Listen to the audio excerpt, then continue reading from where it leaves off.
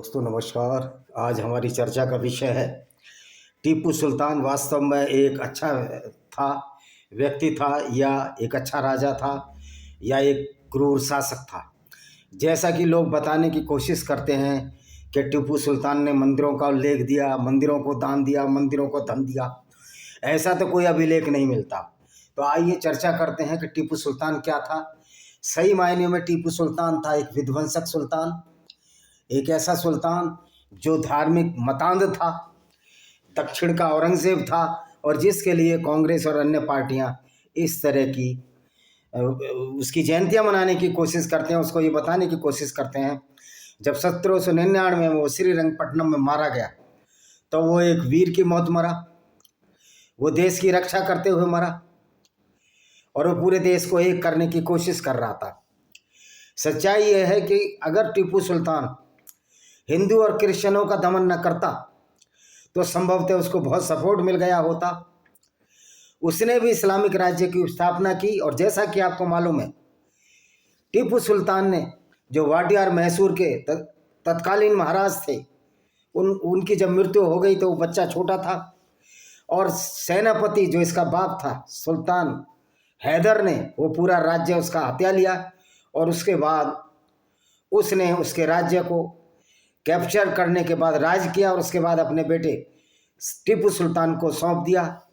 जिस तरह हैदर अली ने जिस तरह की नीतियां अपनाई, जो कि सर्वविदित नीतियां थीं, इस्लाम की नीतियां, गैर मुस्लिमों के खिलाफ भेदभाव की नीतियां, उसको बड़ी कट्टरता से लागू किया। मैं बीबीसी का एक लेख पढ़ रहा था, उसमें बताया जा रहा था टीपू बड़ा धर्मनिष्ठ था, टीपू ने बहुत सारी प्रथाएं अच्छी चलाई। मैं उनसे पूछना चाहता हूं, आपने सारी प्रथाएं अच्छी चलाई, आप बहुत अच्छे आदमी हैं, लेकिन जब आप इस बात पर भेदभाव कर रहे हैं कि मुसलमानों को उच्च दर्जा दे रहे हैं और हिंदू और ईसाइयों को निम्न दर्जा दे रहे हैं, तो आप कभी अच्छे इंसान हो ही नहीं सकते। आप अच्छे इंसान हो ही नहीं सकते, क्योंकि अगर आप भेदभावपूर्ण नीति अपना रहे हैं और आपकी आइडियोलॉजी इस्लाम अगर ऐसा ही कहता है, तो आप अच्छे भेदभाव वाले एक अच्छे व्यक्ति नहीं हो सकते, किसी भी कीमत पर नहीं हो सकते।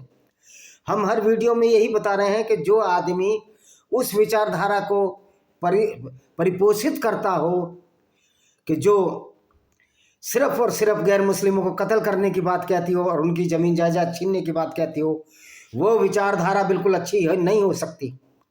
क्या आप इससे सहमत होंगे कि ऐसी विचारधारा जो गैर मुस्लिमों को कत्ल करने और उनके साथ दुर्व्यवहार करने को प्रेरित करती हो, उस विचारधारा पर चलने वाला कोई भी व्यक्ति अच्छा होगा? कतई अच्छा नहीं हो सकता। ये मैं दावे से कहता हूँ, अगर कोई इस्लाम और कुरान पर वैसे ही चलेगा वो अच्छा हो ही नहीं सकता। इसलिए टीपू सुल्तान भी अच्छा नहीं था, वो क्रूर और अत्याचारी शासक था। जो 2 मंदिर उसने श्रीरंगपट्टनम में छोड़े, जो इसके किले में जो अभी तक हैं, वो इसलिए कि ये वो ब्राह्मणों से या ज्योतिषियों से अपनी कुंडली निकलवाता था और अपने दिनों को देखा करता था, जबकि इस्लाम में इस तरह की कोई गुंजाइश नहीं है। तो इस्लाम इसी का नाम है, ये अपनी मर्जी से चलता है। देखिए ये है इसका करैक्टर, बताते हैं अभी आपको। One of the most characteristic feature of almost all medieval Muslim invaders and rulers of India, जैसे कि मध्य भारत के सारे मुसलमान इन्वेडर्सों का ये करैक्टर रहा है। महमूद गजनवी से लेकर बाबर और मलिक काफूर से लेकर मोहम्मद बिन तगलिक से लेकर औरंगजेब तक से नासिर था, तैमूर लंग का जो भी करैक्टर रहा है, और चंगेज खान तो मुस्लिम नहीं था, वो बौद्ध था। लोगों को बड़ी गलतफहमी है कि चंगेज खान मुस्लिम था, नहीं, वो बौद्ध था। बाद में उनके लोगों ने मुस्लिम धर्म या इस्लाम अपनाया। जो टीपू सुल्तान की क्रूरता का जो डिस्ट्रक्शन इसने साउथ इंडिया में किया, उसको archaeological department of British government के में रखा हुआ है। और एमिनेंट ब्रिटिश जो लेखक था बी लुइस क्या कहता है इसके बारे में, क्या कहता है, देखिए सुनिए। ये इंग्लिश में, मैं पर इसको हिंदी में करके बता रहा हूँ। टीपू सुल्तान के इतने बड़े साम्राज्य में उसकी मृत्यु से पहले केवल 2 हिंदू टेम्पल, 2 हिंदू मंदिर जिनमें पूजा होती थी, जो श्रीरंगपट्टनम किले में थे, वो इसलिए थे कि वहाँ ब्राह्मण का एस्ट्रोलॉजर थे और टीपू सुल्तान उनसे ये पूछता था कि मेरे फेट में, मेरे भविष्य में क्या है। 1790 में उसने जो भी रेवेन्यू था, total provision in the country, क्योंकि शराब बंद कर दी थी, इस्लाम में शराब जायज़ नहीं है, तो मंदिरों को टीपू सुल्तान ने लूटने का साधन बना दिया था। अभी देखिए क्या लिखते हैं, destruction of Hindu temples and idols, Hindu temples और मूर्तियों का विनाश, apart from the genocide and forcibly conversion of Hindu and Christian formed on inseparable part of Tipu sprees of क्या बोलता है, wanton expression regression from 753 से 783 से 779 के बीच में जितने भी मंदिर तोड़े गए वो सारे हिंदुओं के टेम्पल थे। और कुर्ग और मालाबार में इतने मंदिर तोड़ दिए गए सिर्फ इसी इस्लाम की धर्मांगता की नीति से। तो इसके बारे में देखो क्या फिर ये लिखते हैं, जो ये इनका क्या है, जो the Lahore staff college publication on Tipu Sultan, जो उसके अभी भी सुरक्षित रखे गए हैं, destroy the Hindu temples in the as follows, क्या लिखते हैं इसके बारे में, उसने एक सारे हिंदू मंदिरों को डिस्ट्रक्शन का ऑर्डर दिया, सारे हिंदू मंदिरों को गिरा दिया, उन 2 मंदिरों को छोड़कर, एक्सेप्ट जो श्रीरंगपट्टनम में थे और मेलुकोट में थे, उसने सारे मंदिरों को तोड़ा और जितने भी गवर्नमेंट के जितने भी पुराने किले थे और मैसूर का किला था उसने उनको आग लगा दी, रेस्ट कर दिया, ब्लेस्ट फायर कर दिया, और सारे जो मूर्तियां थी उसने हटा दी, और सारे जितने भी आसपास की पहाड़ियों पे थे उन्होंने नई मस्जिद की नींव डाली और एक मंदिर को तोड़ा, मैसूर के एंसेंट मंदिर को तोड़ा और उस पर उसने एक मस्जिद बनाई जिसका नाम उसने नुज़ैराबाद रखा, उस मोहल्ले का नाम नुज़ैराबाद रखा, और मंदिर को तोड़कर एक मस्जिद बनाई। तो ये कहना है कि टीपू सुल्तान एक धर्मांध नहीं था। कोई भी मुसलमान शासक अगर वो इस्लाम को मानता है तो वो धर्मांधी होगा, इस बात की कोई गुंजाइश नहीं, वो अच्छा होगा। फिर क्या हुआ, but in the first raft, लेकिन जब हिंदुओं का गुस्सा हुआ, he spared not the work of the greatest public utility in the destruction of the celebrated reservoir of यदवई नदी, because it recorded the wisdom riches power of ancient Hindu conversion. तो उसने क्या किया, जितने यादवी नदी के किनारे थे सारे मोन्यूमेंट तोड़ डाले, और इतना ईसाइयों का कत्ल किया गया कि ईसाइयों की लाश उस नदी के किनारे सड़ती रही, बदबू के ढेर लग गए, ईसाई औरतों का जबरन बलात् परिवर्तन हुआ। 7000 ईसाइयों को जबरदस्ती मालाबार से पकड़ कर लाया, श्रीरंगपट्टनम तक लाया, जिसमें 3000 पहाड़ी चढ़ाई चढ़ने के अभ्यस्त न होने के कारण ठंड में मर गए। इसका भी लिखा है। क्या हो गया भाई चश्मे को। To get a measure of the kind of large scale of temple destruction the Tipu carried out, only one needs to peruse William Logan Malabar manual में लिखा है, which gave a clear cut list of all the temples। जो मालाबार का वैल्यून अभी भी है, William logon ने जो लिखा है, देखिए कौन कौन से इसने टेम्पल खरीदे। लेविस राइस ने ये एस्टिमेट लगाया, जो मैसूर गजेटेड है, कि टीपू ने 80,000 से ज़्यादा टेम्पल मंदिर तोड़ दिए उसने। और colonel R D. Palaskar confirm the number of the study of Tipu Sultan when he says that, क्या दिखा, टीपू ने जितने भी 80,000 मंदिर थे उनको तोड़ा, और उसमें से बहुत से मंदिर की उसने जिनकी छत सोने चांदी और तांबे से बनी हुई थी उन सबको खजाने में भर दिया, और मूर्तियों को अंडर द आइडल्स, जो मूर्तियां थीं उनको नीचे जमीन में दबा दिया गया। द राजा और चेल्लकम ने उसको किया कि आप हमारे यहाँ से 4 लाख रुपए ले लो और प्लेट्स ले लो सोने की, और इस टेम्पल को छोड़ दो। लेकिन टीपू सुल्तान ने कहा मैं कोई भी ऐसी चीज जो कि मस्जिद, जो कि मंदिर में है, मूर्ति है, मैं छोड़ूंगा नहीं, क्योंकि मैं उसी इस्लाम का पैरोकार हूँ, उसी इस्लाम का पैरोकार हूँ जिसको मोहम्मद साहब ने चालू किया था और जिनको मंदिरों में तोड़ा था। और जिस तरह उसने मंदिर तोड़े, यहूदियों की मूर्ति तोड़ी, मोहम्मद साहब की तरह हूँ मैं, और मैं महमूद गजनवी की उसी आइडियोलॉजी को फॉलो करूँगा जो उसने कहा था। महमूद गजनवी ने जब सोमनाथ का मंदिर तोड़ा तो उसने, जब उसके मंदिर बचाने के बदले पैसे देने की पेशकश हुई, तो उसने कहा कि मैं उन लोगों में से नहीं हूँ। जब ने जहन्नुम किया या नरक में चला जाऊं, मैं चाहता हूं कि मैं मंदिरों को तोड़कर स्वर्ग में जाऊं या जहन्नुम जन्नत में जाऊं, क्योंकि इस्लाम यही कहता है कि अगर जितने भी आप काफिरों को कत्ल करोगे, जितने भी मूर्तियां तोड़ोगे, जितने भी मंदिर तोड़ोगे, आप जन्नत में जाओगे, यानी स्वर्ग में जाओगे। सिर्फ मंदिर ही नहीं, ईसाइयों के धर्म स्थल तोड़ोगे, यानी कि जितने भी काफिरों के पूजा स्थल है उनको तोड़ोगे तो आप जन्नत में जाओगे। टीपू सुल्तान ने भी इसी क्रूरता का वो किया, पालन किया। और जो बीबीसी का एक मैं लेख पढ़ रहा था, उसमें कहा नहीं, उसने तो 2 मंदिर भी छोड़े। हम भी कह रहे हैं वो 2 मंदिर छोड़े जो एस्ट्रोलॉजर थे, जहाँ पुजारी पूजा करते थे और टीपू सुल्तान का भविष्य बताया करते थे। ये टीपू की चालाकी थी।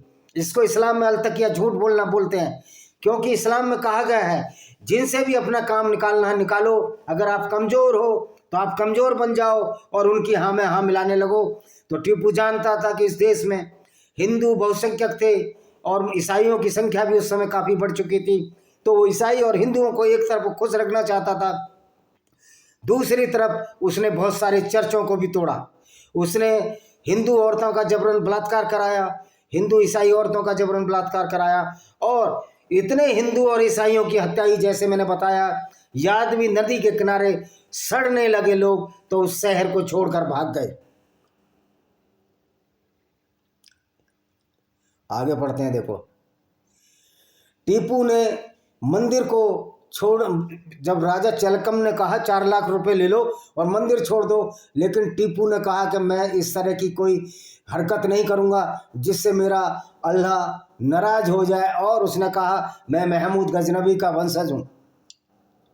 फिर उसने क्या कहा?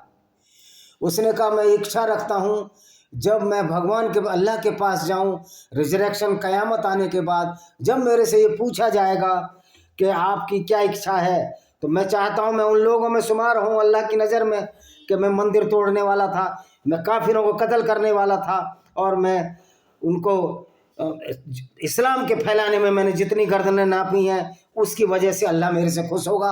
और ये कहकर सारे मंदिर तोड़ दिए, क्योंकि महमूद गजनवी ने यही कहा था। A numerous verse of medieval Indian history के, जैसे कि मोहम्मद ने किया था, औरंगजेब ने किया था, ऐसे ही टीपू सुल्तान ने किया। देखिए, although the Malabar region before the burnt of the Tipu temple's direction, its story foresaid by other places as well. Colonel Fullarton was serving the British Army. Colonel Fullarton जो है उस समय ब्रिटिश आर्मी में नौकरी कर रहा था। उसने कहा कि जो राजा ऑफ मालाबार है और जो पार्टी चिफ्टन जो तमिलनाडु में थे, उन्होंने इस ऑब्जर्वेशन को और एक्सपीरियंस को कर्नल कैसल हिस्ट्री ऑफ इंडिया में नोट किया है। तो कर्नल फुलस्टन रिपोर्ट क्या है, देखिए क्या है इसकी रिपोर्ट। ये उनकी रिपोर्ट है ना भाई। ब्रिटिश तो जो अंग्रेज थे ना हिंदुओं के सगे थे ना मुसलमानों के सगे थे, तो उन्होंने तो इतिहास वही लिखा। कभी मुसलमानों का फेवर लेते थे, कभी हिंदुओं का फेवर लेते थे। तो उसने क्या लिखा सुनिए, मैं इसको हिंदी में बताऊंगा, पहले इंग्लिश पढ़ लेता हूँ। There a street fort at near Coimbatore, जो कोयम्बटूर के पहाड़ी पर एक ढलवा टाउन था, एक बहुत बड़ा फोर्ट था। नियर इट वाज ए, यहाँ पर एक शिवा टेम्पल था जो कि काले पत्थर से बनाया गया था। टीपू ने उस मंदिर को गिरा दिया और उसमें ब्यूटीफुल हिंदू स्कल्पचर थी, मूर्तियाँ थी, उनको डिस्ट्रॉय कर दिया कंप्लीटली। और सारा सोना और सारे ऑर्नामेंट और सारे वैल्यूएबल जो ग्रेफिटी थी, भित्ति चित्र थे, उन मूर्तियों को लूट कर ले गया। फिर टीपू सुल्तान को कैसे कह सकते हैं कि टीपू सुल्तान एक अच्छा व्यक्ति था? उसके बाद टीपू सुल्तान ने एक्सट्रीमली सेक्रेट हिंदुओं को बहुत परेशान किया। 700 ब्राह्मणों की हत्या उसने करा दी गई और 700 ब्राह्मणों को एक छोटी कोठरी में जिसमें वो खड़े ही रह सकते थे, 2 फुट या 3 फुट चौड़ी जिसकी, और बीच में जो गली आ रहा था उसमें खड़ा कर दिया गया कि आप मुसलमान बन जाओ, मुसलमान बन जाओ। ये सारा गजेटियर में लिखा है, लेकिन उन्होंने मुसलमान बनना स्वीकार नहीं किया। वो खड़े खड़े उसी हालत में 15-20 दिन में उन्होंने प्राण त्याग दिए। इससे भी ज़्यादा और क्या होगा बताइए। देखो टीपू ने कौन कौन से मंदिर तोड़े। कहते हैं ना टीपू सुल्तान बड़ा अच्छा था, वो मंदिरों को धन देता था। ऐसा कोई प्रमाण नहीं है, कोई ऐसा अभिलेख नहीं पाया गया कि टीपू सुल्तान ने मंदिरों को कोई धन दिया था। टेम्पल डिस्ट्रॉयड, देखिए कौन कौन से। कालीकट में इसने थल का मंदिर तोड़ा, तिरुवनंतपुर में तोड़ा, वैरक्कल में तोड़ा, पुंथूर में तोड़ा, गोविंदपुरम में तोड़ा, तलिकल्लू में तोड़ा, केरला कालिकाधीश्वरम मंदिर तोड़ा, तिरुक्कलिंडूर मंदिर तोड़ा, फिर इसने वेट्टू में तिरुपुर गुरु, इस तरह इसने 40,000 मंदिर तोड़े। पल्लक्कड़ में भी तोड़ा, त्रिशूर में भी तोड़ा, बेलूर में, पालघाट, कोई ऐसी जगह ना बची जहां इन मंदिरों को ना तोड़ा गया हो। The Tiruvadala temple of unknown antiquity, local legend trace it back to about 5 साल पुराना वो मंदिर था, उसको भी इसने तोड़ दिया गया। इसी तरह बहुत सारे मंदिर तोड़े गए। और सबसे जो खतरनाक चीज़ की हुई, ये जो इंडिया ने उस समय के 1977 issue of illustrated weekly India कहती है, द ट्रुथ जो है सच्चाई है कि टीपू ने मालाबार पर अटैक किया, उसको लूटा, सारा गोल्ड लूटा, सारी ज्वेलरी, सोना चांदी, हीरे जवाहरात लूटे हिंदू टेम्पल में से, और सारा सोना ले लिया, सिल्वर ले ली, और उसको and covering that place on the roof of this temples. और वो जो वो गड्ढा बना, इतना सोना चांदी मंदिर में था, उसको इन्होंने जो रूफ थी टेम्पल की छत उससे ढक दिया। Looted their money and vandalise them, उनको आग लगा दी। और इसको देखते हुए सारे लोकल ब्राह्मण गुरुवायूर के इसकी डर से जो कृष्णा की मूर्ति थी उन्होंने अम्बला पूजा, एक मंदिर जगह है अम्बला पूजा में रख दिया, जिसकी बचाने के लिए। जिस तरह कितनी बार ये राधा कृष्ण की मूर्ति को जो मथुरा में है, इसको जयपुर करौली महाराज के सवाई माधोपुर में रखा गया, करौली के पास। और ऐसे ही जगन्नाथ की मूर्ति को दक्षिण भारत में भेज दिया गया। तो अब ये देखिए इसका क्या है, इसका पूरा पढ़ के सुना देता हूँ। It was only the after tyrannical ravine ended in the original idol of Krishna. जब ये मर गया टीपू सुल्तान, तो वो मूर्ति जो है अल्पुजा में जो राधा कृष्ण टेम्पल की मूर्ति थी वो गुरुवायूर लाई गई और उसको रिनेस्ट्रेट किया। और ये गुरुवायूर मंदिर बहुत पवित्र मंदिर है, लेकिन टीपू सुल्तान ने उसको भी नहीं छोड़ा। तो ये कहना कि टीपू सुल्तान एक अच्छा शासक था, ये मूर्खता की बात होगी। जो बीबीसी है, बीबीसी तो मुझे लगता है इस्लाम की गोद ली हुई संतान है। आप बीबीसी के लेख पढ़ लो, आप बीबीसी के चैनल देख लो, आप लोगों को लगेगा कि ये इस्लामिक आइडियोलॉजी को प्रोटेक्ट करता है, उसको प्रोवेक्ट करता है, यानी कि इस्लामिक डिक्टेटर्स ऑफ गुंडागर्दी को ये बचाने की कोशिश करता है। ये सारे वामपंथी इतिहास बोलते हैं। आज कांग्रेस पार्टी ने, जो वहाँ का चीफ मिनिस्टर बी सिद्धरामैया, उसने इस टीपू सुल्तान की जयंती मनाने का निर्णय लिया था। जो टीपू सुल्तान हिंदुओं और क्रिश्चियन की लाश वर्दी 7 से 8 हज़ार हिंदू औरतों का जबरन धर्म परिवर्तन कराया गया, उनको मुसलमान बनाया गया, 4,000 ईसाई औरतों का धर्म परिवर्तन कराया गया। अगर टीपू सुल्तान को अंग्रेज नहीं मारते, मैं अंग्रेजों को फिर भी धन्यवाद देना चाहता हूँ। अगर अंग्रेज यहाँ ना आते तो ये इस्लामिक गुंडागर्दी पूरी दुनिया में आज तक चलती रहती और भारत नष्ट विनष्ट हो जाता। तो मैं अपने मुसलमान भाइयों को ये कहना चाहता हूँ, अब कुरान को ढंग से पढ़ लो, कुरान की चीज़ें अच्छी तरह से पढ़ लो, कुरान में क्या लिखा है वो पढ़ लो, उसके मायने जानो, तो आपको महसूस हो जाएगा कि जो भी इस्लामिक शासक हुए हैं वो कोई भी शरीफ हो ही नहीं सकता, क्योंकि इस्लाम की आइडियोलॉजी शरीफ की विचारधारा नहीं है। आज जो दलित मुस्लिम गठबंधन बनाने की बात कहते हैं, मैं दलित भाइयों को कहता हूँ वो हिंदू रहें ना रहें, बुद्धिस्ट बन जाए, हमको कोई फर्क नहीं पड़ता, कोई क्या माने ये उसकी मर्जी है। लेकिन दलित जो अपने को बुद्धिस्ट कहते हैं, इस्लाम उन्हीं के वो उनके लिए इस्लाम में उनके भी लिए सजा है जो दलित जो ब्राह्मणों के लिए, हिंदू ब्राह्मणों के लिए, ईसाइयों के लिए, यानी कि वो भी नजसें पोटी जितने गंदे हैं इस्लाम में। तो छोड़ने वाला इस्लाम आपको भी नहीं है चंद्रशेखर रावण जी, बड़े भाग भाग कर मुस्लिम वोट लेते हो। अगर सच्चा मुसलमान होगा तो वो आपको वोट ही नहीं देगा, क्योंकि किसी भी गैर मुस्लिम को वोट देना ही हराम है किसी मुस्लिम का। हाँ, जो इस्लाम को नहीं मानते, जो इस्लाम की सच्चाई जानते हैं, जो इस्लाम पर नहीं चलना चाहते, जिनको भारत में एक्स मुस्लिम या भूतपूर्व मुस्लिम कहते हैं, ऐसी 2 करोड़ से ज़्यादा संख्या जिनकी भारत में है, वो भले ही बीजेपी को वोट दे दें, आपको वोट दे दें, लेकिन कट्टर मुस्लिम अगर आपको वोट देता है, किसी सेकुलर हिंदू लीडर को वोट देता है, वो इस्लाम में हराम है। और ये सुन लो सारे सेकुलर नेता, तुमको जो मुसलमानों की वोट मिल रही है वो सच्चा इस्लाम ही नहीं जानते। अगर वो सच्चा इस्लाम जाने तो आपको वोट ही नहीं देंगे। तो आशा है कि जो टीपू के बारे में भ्रांतियां थी कि टीपू बहुत अच्छा था, टीपू ने चकबंदी कराई, टीपू ने रैयतवाड़ी संस्था को खत्म किया। अरे भाई, बेस देखो, उसका बेस था क्या? उसका बेस था इस्लाम। इस्लाम बेस, उसने रैयतवाड़ी और ये जो किया, उसने खजाना लूटने के लिए गया। टीपू वो वही सिद्धांत था जिसने जजिया टैक्स भी लगा दिया था। अगर 1799 में श्रीरंगपट्टनम में वो न मारा जाता तो आज इस देश का, अगर अंग्रेज ना आते तो इस देश का सर्वनाश इस्लाम ऐसे ही कर देता, जैसे सीरिया का किया है। जैसे सीरिया को 25 साल में ईसाई बना लिया, 35 साल में ईसाई बना लिया था, ईसाई से मुस्लिम बना लिया था। मिस्र को 35 साल में बना लिया था।